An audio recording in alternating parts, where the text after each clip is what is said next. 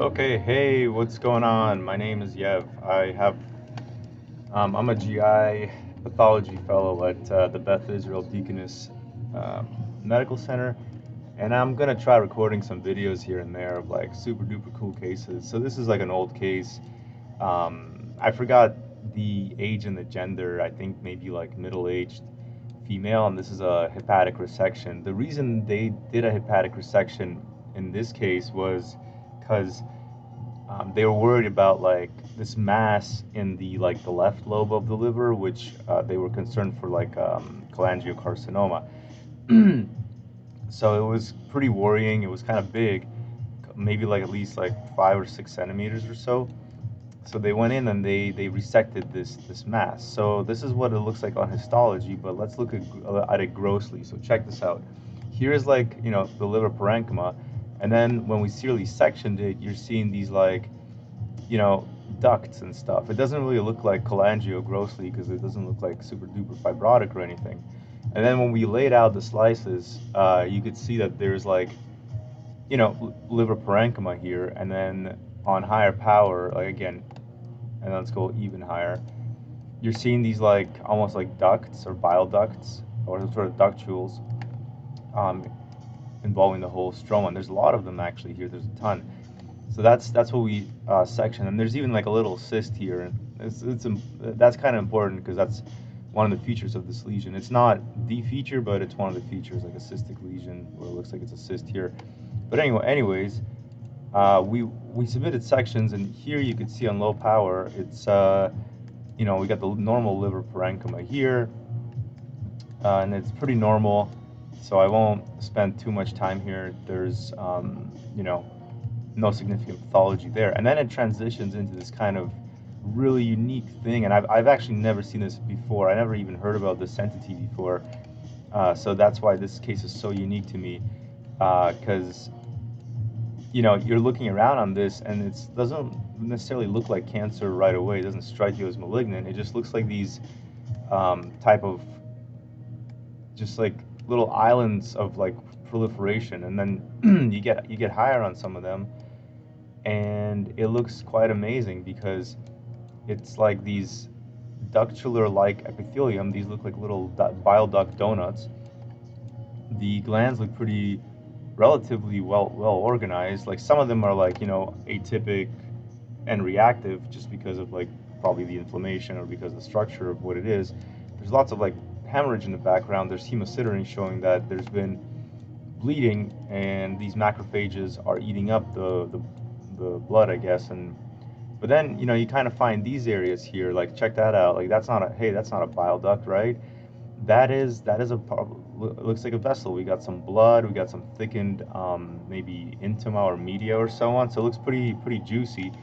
And then let's see what else is here. Oh no, it crashed. That's so sad. Let's pause for a sec.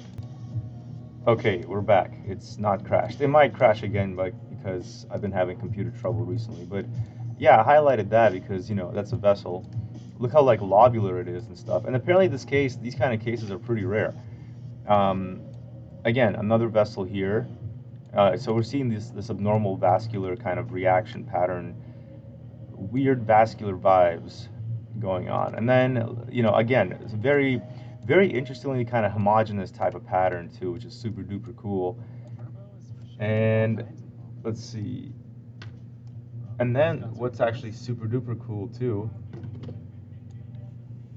is that look at this, That's a vessel, right? That's a vessel, and then like this it gets all like funny over here. So it's almost like looks like a thrombosed vessel, or like yeah, I don't know, like yeah, very cool. So again, weird vascular issues here, but again, it doesn't look like anything weird or malignant or anything. It's just this biliary process that's going on. So again, we can look at this all day, but again, the pattern is the same.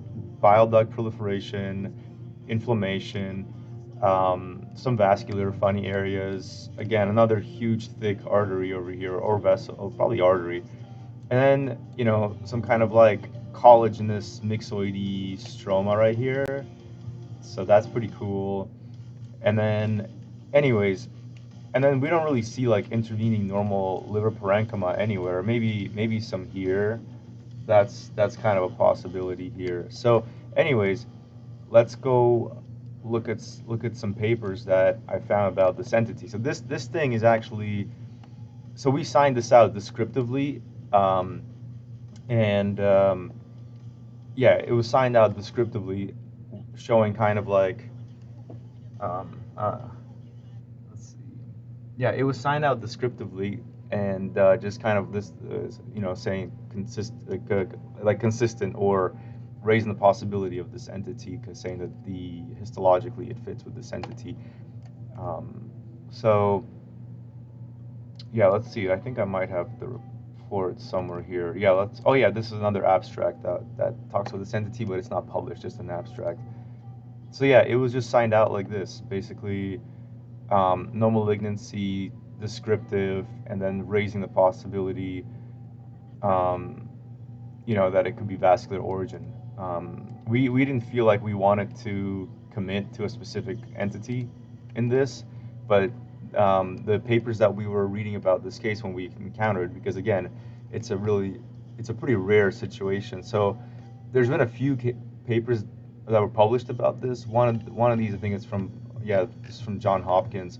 This is more of like a radiology case series. Talk says that it's rare, and so on. And then, yeah, basically, I don't want to read this too much. I just want to look at the pictures.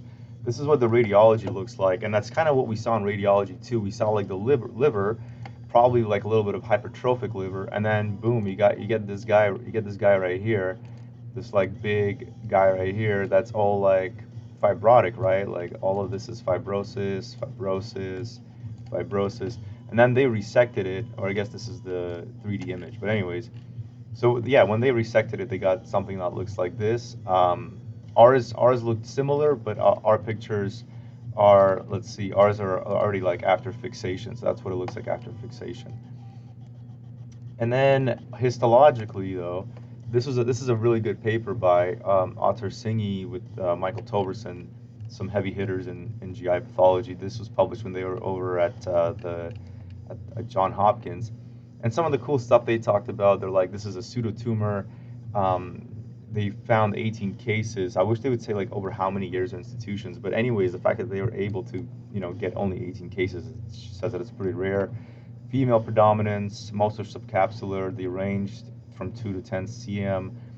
They have thick-walled thrombosed vessels.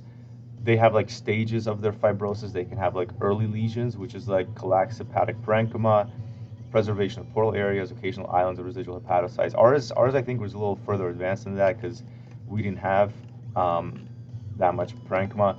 The common presentation again is abdominal pain, and I think their age of distribution is median 63 years old, so like later middle age. And they're saying like a striking feature was presence of normally thick-walled vessels, which is exactly what we have. And then arteries and veins are involved, which is exactly what we have. Thickened vessels, we got them. Thrombosed occluded vessels, we got them. Yeah, and if you remember that vessel that that we had, let's see over here. Let's find it. Like this seems like to be a thrombosed vessel, like, because that's like normal vessel, and then here looks like it's thrombosed and dying over here. So that's super cool, very very cool to see. So let's go back to this paper here, and then here they show like pictures of it. Ours kind of looked more in this category, right over here, like this kind of category, because we have inflammation. We didn't have any parenchyma. This is kind of more advanced stage, and this is super duper advanced stage. And here just they talk about it. They use the Kirchhoff and Giessen stain to show the fibrosis and the elastosis.